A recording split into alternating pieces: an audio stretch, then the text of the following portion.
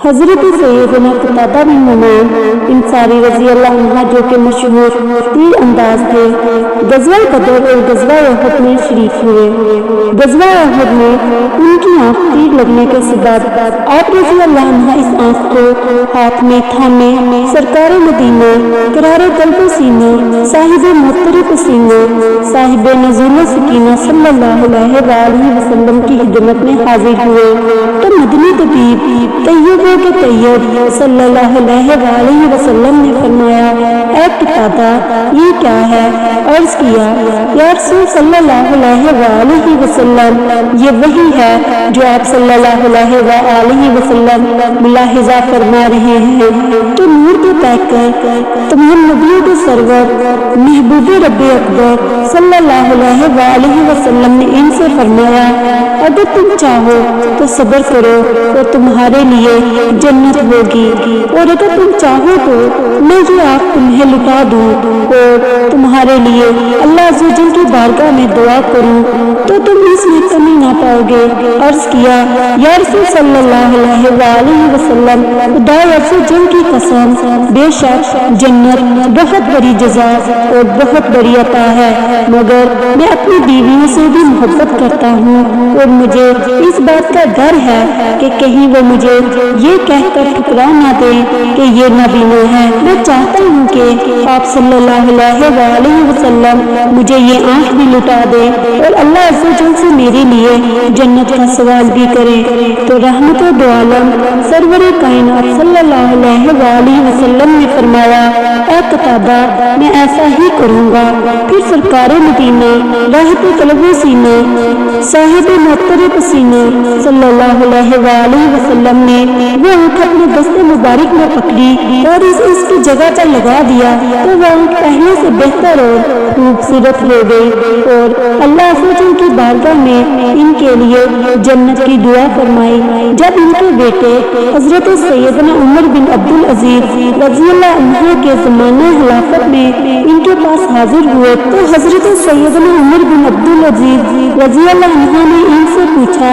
اے جوانو تم کون ہو؟ تو انہوں نے جواب دیا،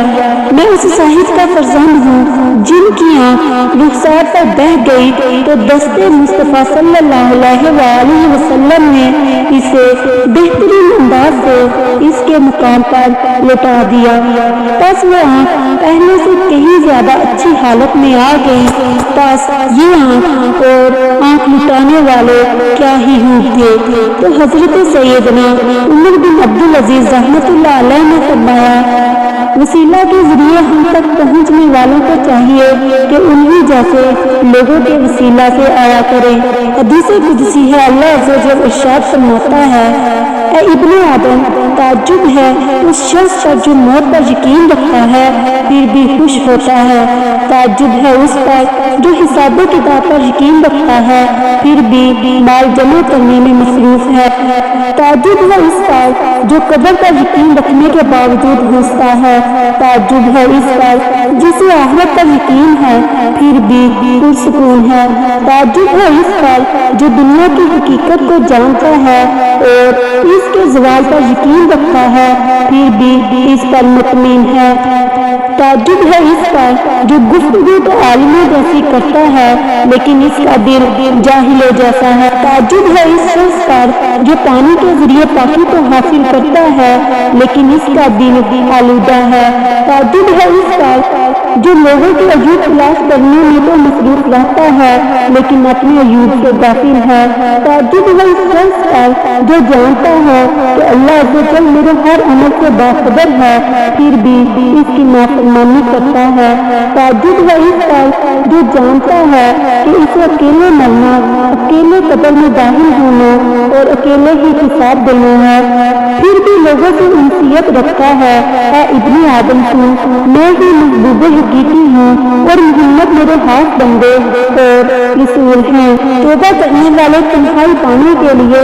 ضرور مسلمات کی طرح اس طرح بانٹتے ہیں جس طرح بہت زیادہ انسان دارالعمل یعنی امن والی جگہ کی طرف بانٹتا ہے، یہ لوگ وقت سحر میں آنسو بہا کر سکون حاصل کرتے ہیں، سجدوں میں ان کی پیشانیوں پر نشانی مار نماز تک کھینچ دیے۔ یہ لوگ ساری رات عبادتوں میں مصروف رہتے ہیں، پھر جب سحر پھوٹتی ہے تو ان کی آنکھوں سے اشکوں کے دھارے بہہ نکلتے ہیں، پھر جب طلوع فجر ہوتی ہے تو یہ مشاہدات میں کھو جاتے ہیں اور اللہ کی برائی بیان کرتے ہیں۔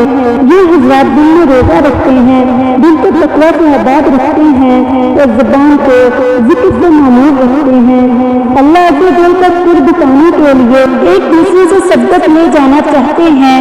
اس طرح دور میں کسی کی آنکھیں نکل جاتی ہیں، کوئی مدہوش ہو جاتا ہے، کوئی شوق میں دیوانہ ہو کر محبت میں غرق ہو جاتا ہے، کسی پر وجد غالب آ جاتا ہے تو وہ پیاس کی وجہ سے بے ہوش ہو کر گر پڑتا ہے۔ خوف نے ان کو بحال اور شب بیداری میں لاغر کر رکھا ہے، ہر دن انہیں نیند بے چینی لاحق ہوتی ہے۔ خدا عز و جل کی ذات نے ان سے وطن چھڑا دیا ہے۔ یہ لوگ تلاوت قرآن کرتے وقت اس میں غور کرتے ہیں۔ جب یہ توکل کے درجات پر فائز ہوئے تو ان کی کمر جھک گئی، خواہشات نفسانی کو بیچ کر یہ تقدیر کے فیصلے پر راضی ہو گئے کہ شام کی ایسے بہادروں پر جن کے پہلے بستروں سے جدا رہتے ہیں اور جو غمگین لہجے میں قرآن پڑھتے ہیں، جب خوف ان پر غالب ہوا تو یہ جہنم کے خوف سے بے ہوش ہو گئے۔ ان میں سے بعض نے حالف جامع محبت کیا تو ان کی فکر میں اضافہ ہو گیا اور کچھ کا شوق پڑا تو انہوں نے شوق کے بہت سے روپ دیکھے،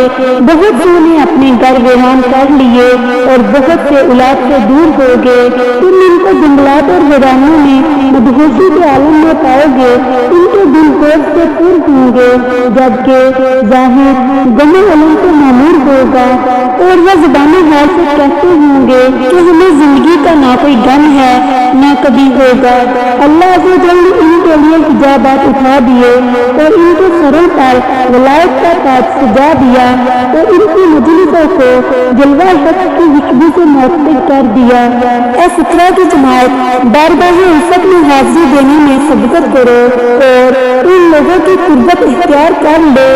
ان کی گفتگو سے سرور حاصل کرو، ان کے مختلف احوال کا مشاہدہ کرو، دنیا ہی میں محبوب کا جلوہ پا لو گے۔